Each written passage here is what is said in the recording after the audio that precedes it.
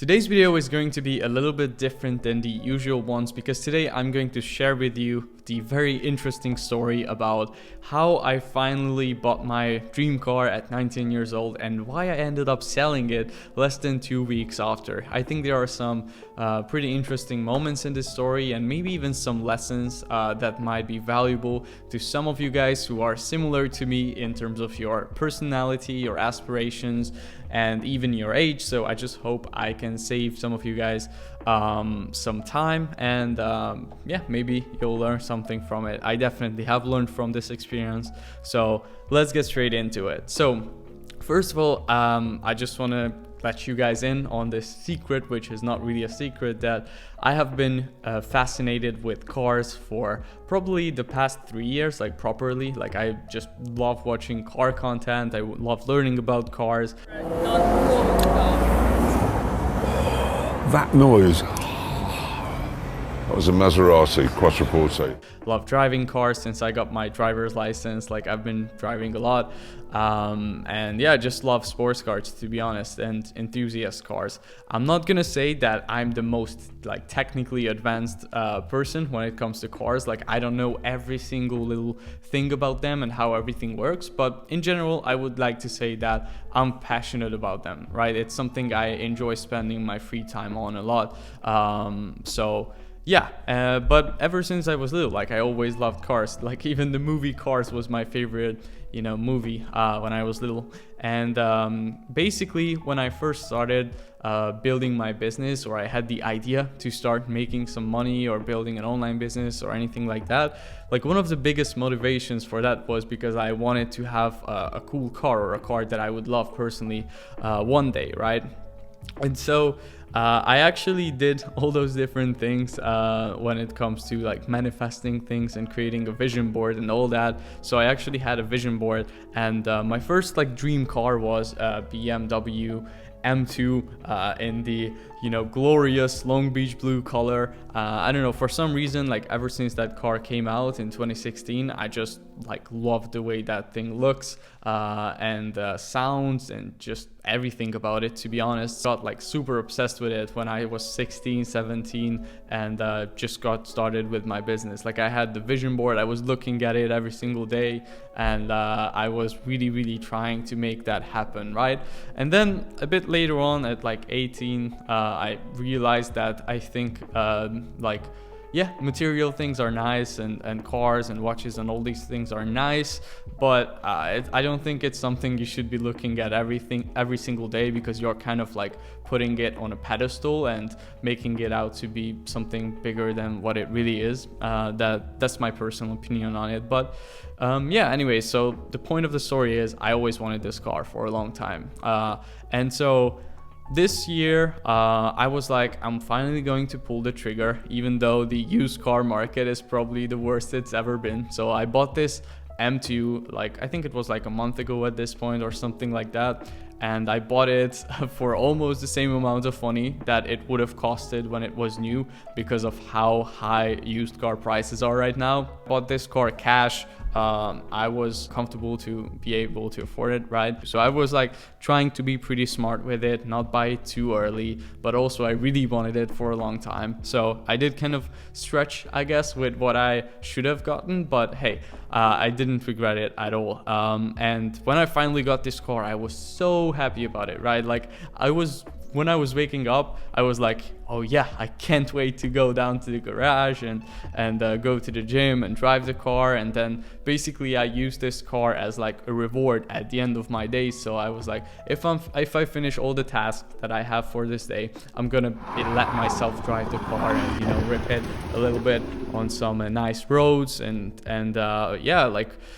When I got it, we went on so many road trips with it with my friend. I probably spent like $1,500 on gas in the first month, or like the first week, because we did like 4,000 kilometers worth of road trips with it in just the first 2 weeks. Like I was super excited and exhilarated about this car. Point is, I was really happy with finally getting this dream car that I've been like kind of longing for and waiting for years, right? And working towards this every single day. What happened is basically the owner who sold it to me, he was an older gentleman.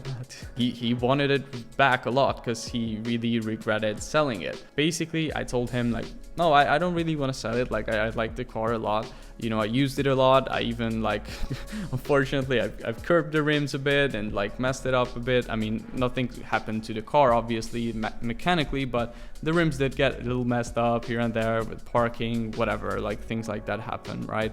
But yeah, so I told him I didn't want to sell it. But then he was like, he basically told me like, I'm so emotionally attached to this car that I want this exact car, although for this price I could get just another one, so he was willing to pay a premium for it. And I was like, well, okay. I mean, at first I didn't really know if I want to sell it, but then I thought about it, and he was basically willing to pay like way over market value for this car. And I was like, okay, I'm gonna let it go. I think this is a lesson from the universe, and I kind of tried to take the lesson from it that you shouldn't really get too attached, to these material things, because although yes, I really enjoyed the car, it was awesome. I did 4,000 kilometers in it. I had plenty of fun, did a lot of fun stuff in it. But then, like, why would I hang on to it? If I get this opportunity where I can basically get rid of the car, I made good amount of money on it, flipped it kind of, I can just get the same exact car back whenever I want to for that amount of money that I got for it, and just buy the same one, right, in the future if I want to. Like, why would I not let go of it, basically? When I was looking at this guy, like, obviously I don't have anything against him, but I feel like this is not really a good way to look at life and to go through it, where you get so attached to things, whether that be a house, a car, like a watch, some clothes, like anything material. You get so attached to it that you need to like get it back, and you want it so bad that you are willing to like pay over market value for it, just to have that specific one. I think it's not the right way to look at things, because I've heard this from Alex Hormozy, and I think this is a pretty like good analogy, that you don't really own anything in life. Like, we have this illusion that when you buy something like a house, it's yours, right? Like you think it's your personal thing. But the truth is, like, you're gonna die, something's gonna happen, and you'll sell it to someone. Like, other people have owned it before you as well, probably. And kind of life is kind of like a casino where all of us kind of accumulate these chips, which kind of represent money and material possessions, and then at the end you have to give it back anyways. So what I'm trying to get to is, now the way I try to look at all sorts of material objects is, I will buy something if I really enjoy it, and I will enjoy it for as long as I can. But if I get a good opportunity to get rid of it, and maybe I can try out something new in the future, then I will take that opportunity, because it's kind of pointless to keep something just for the sake of keeping it because you want that specific object, right? When you have 1,000 different other ones that are just like that. So that's number one thing. I wrote a couple notes down so I can get my point across.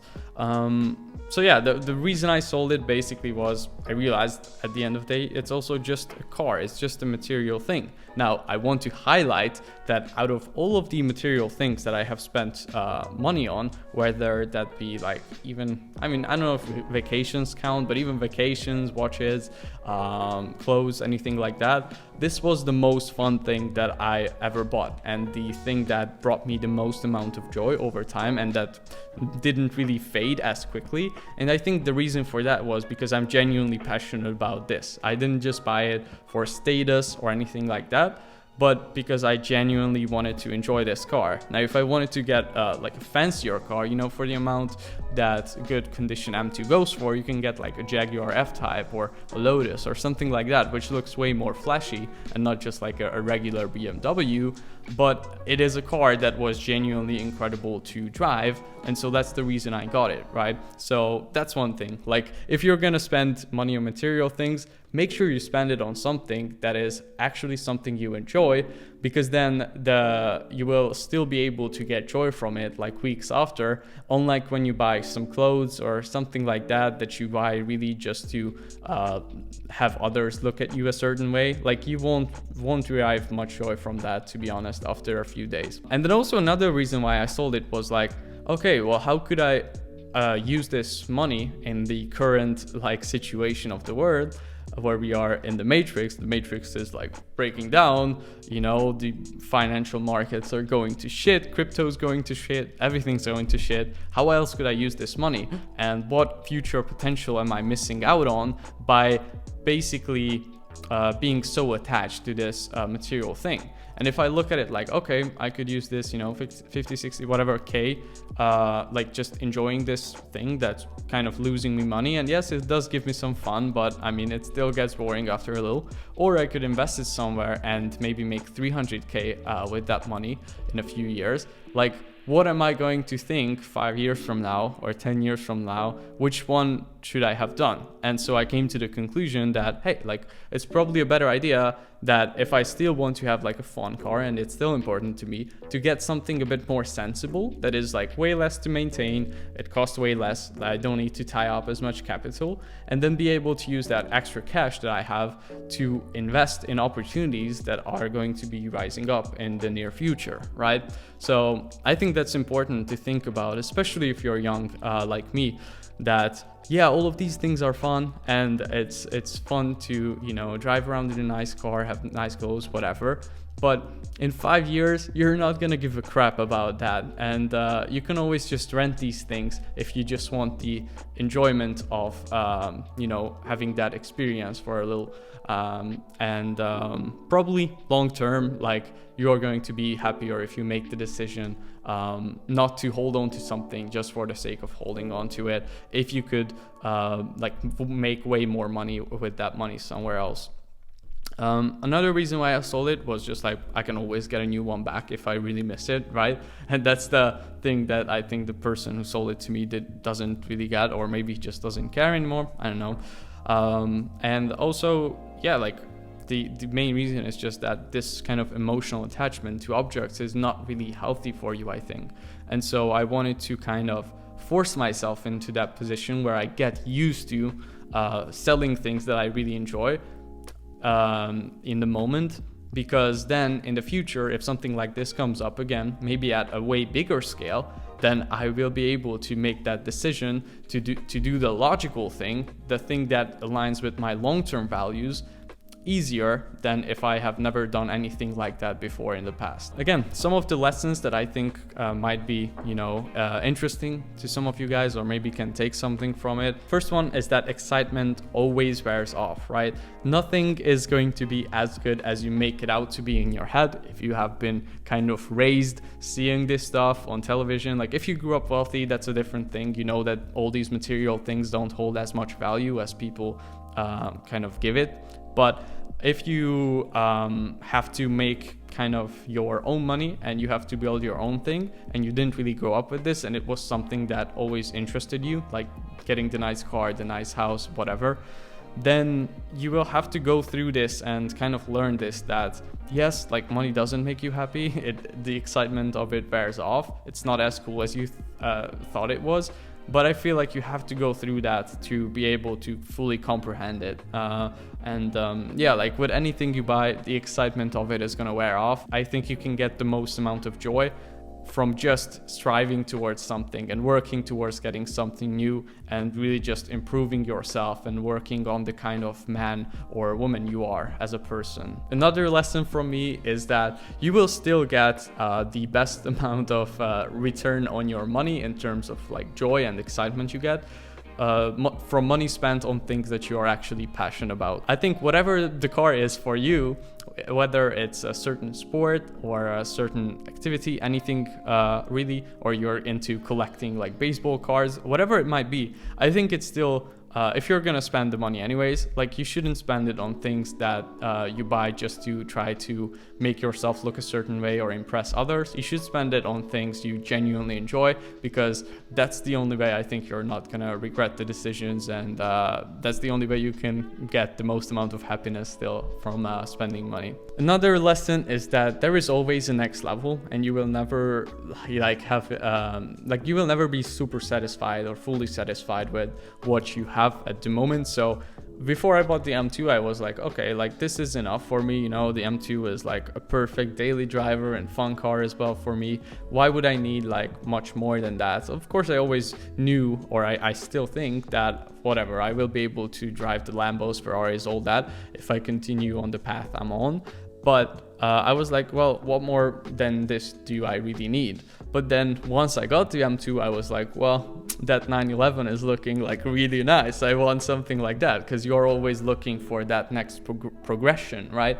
So just realize that as well. And I think this might be also something that you have to go through, like a paradigm that you have to go through to understand it.